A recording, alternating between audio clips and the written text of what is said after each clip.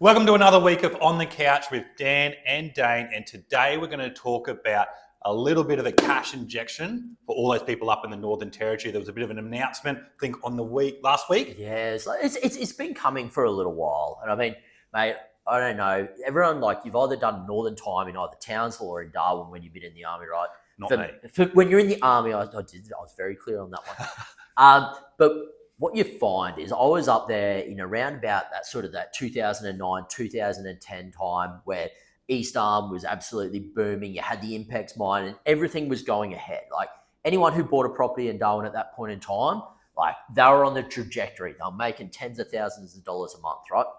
But then it fell in the arse. And I don't think, from my perspective, I haven't seen it really recover over that sort of next 15 years or so from then. No, but you know all about the actual facts and the figures with this one, Dan. So what are people actually going to get if they do want to go and get a home up in the Northern Territory? Yeah. So the pure number that's going to come your way, if you're a first home buyer and you're going to build a house, $50,000 cash. If you're a second or a third home buyer, doesn't matter which one you are, but you have to live in it, right? $30,000 in cash. So that could be anyone, like this could be like their 15th house for all I care, right? But they still get $30,000. And there's even something in there, like it's not Danos Direct, but wait, there's more, right? Even for those people who they already have, like they've bought a property, everything like that, and they say, I just want to go and buy another property to live in. Yeah. They get $10,000 if it's their very first property that they're buying. So you can get 10 grand for established properties.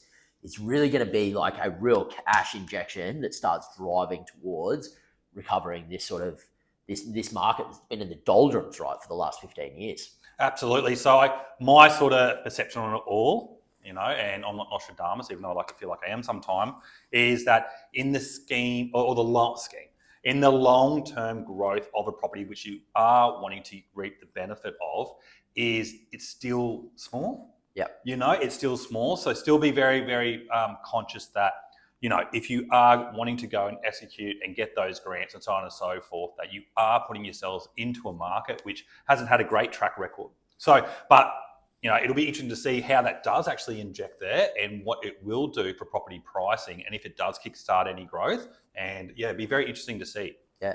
And it's an interesting point because if you're thinking about it as like, I'm an investor and I'm going to stay in this market, your mentality is going to be completely different to, I live in Darwin, I want my house in Darwin, I'm never going to leave this.